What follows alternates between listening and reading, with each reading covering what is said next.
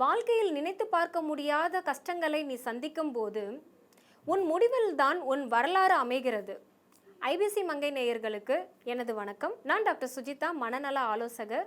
சிங்கப்பெண்ணே நிகழ்ச்சி மூலம் பல சாதனை பெண்களோட வாழ்க்கை வரலாற்றை பற்றி தான் பார்த்துட்ருக்கோம்.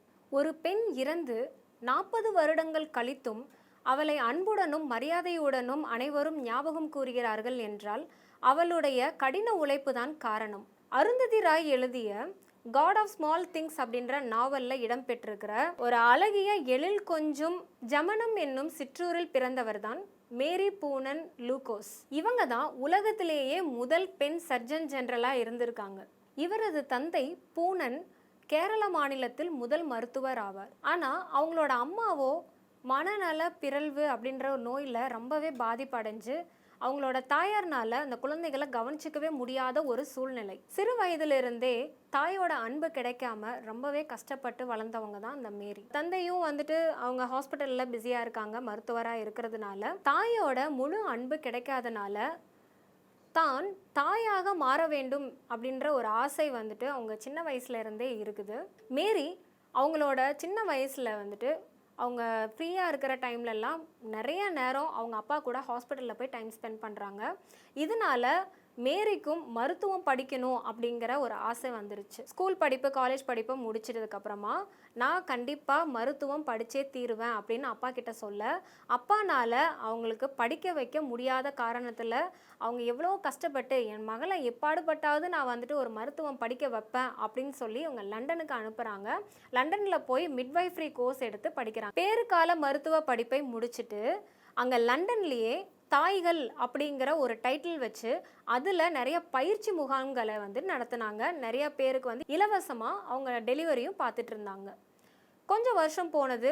ஃபர்ஸ்ட் வேர்ல்டு வார் அந்த காலகட்டத்தில் இருக்கும்போது அப்பா உடல்நல குறைவு அப்படின்னு சொல்லி ஒரு தந்தி வருது. அதை பார்த்துட்டும் கூட அவங்களால இந்தியாவுக்கு வர முடியாத ஒரு சூழ்நிலையாக இருந்தது. அந்த போர் முடிஞ்சதுக்கு அப்புறமா இந்தியா திரும்பும்போது மேரியோட தந்தை காலமானார்.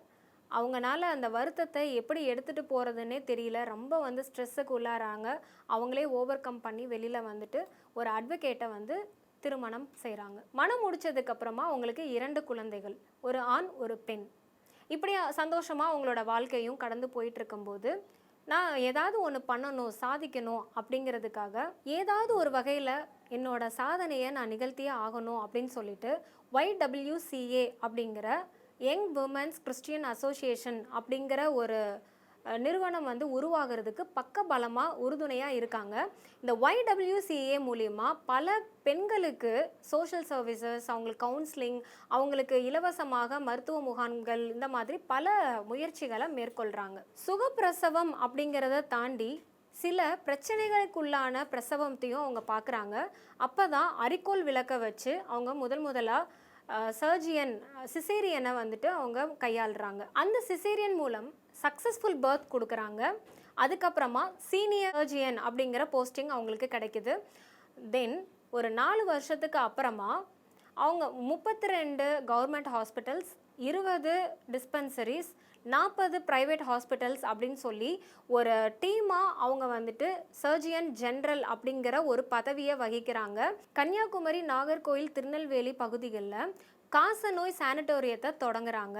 எக்ஸ்ரே மற்றும் ரேடியாலஜி தொடங்குறதுக்கும் இவங்க தான் முக்கிய காரணமாக இருக்காங்க. பாதியிலே தன் கணவரை இழந்துடுறாங்க. கணவர் இழந்ததுக்கு அப்புறமா இவங்களுக்கு ரொம்பவே மன அழுத்தம் திருப்பியும் வருது. அதுக்கப்புறமா ஒரு 2 ஆண்டுகள் கழித்து தன் மகனை ஒரு ரோடு ஆக்சிடென்ட் மூலிமா இழந்துடுறாங்க. அதையும் அவங்கள ரொம்ப தாக்கிருச்சு. கொஞ்ச நாள்லேயே அவங்க மகளும் இறந்து விடவே அவங்க ரொம்ப மன உளைச்சலுக்கு ஆளாகி அவங்களுக்கு ஹார்ட் அட்டாக் அவங்களும் நம்மளை விட்டு பிரிஞ்சிட்டாங்க. தன்னுடைய வாழ்க்கையில் எல்லாரையும் இழந்தாலுமே தன்னுடைய வாழ்க்கையை பொதுமக்களுக்காக அர்ப்பணிச்சாங்க. பெண்களே, நம்மளோட வாழ்க்கையில் எதை இழந்தாலுமே அதை கடந்து மற்றவங்களுக்காக வாழணுமே அப்படின்னாது நம்ம வாழ்ந்து கொண்டே போக வேண்டும். நன்றி, வணக்கம். இந்த 2 நாய்க்குட்டிங்களை நான் சேவ் பண்ணிட்டேன். மற்ற விலங்குகள் ஆதரவு இல்லாமல் என்ன பண்ணும் அப்படின்னு யோசிக்க ஆரம்பிச்சாங்க. அதுக்கப்புறம் தான் உஷா சுந்தரமும்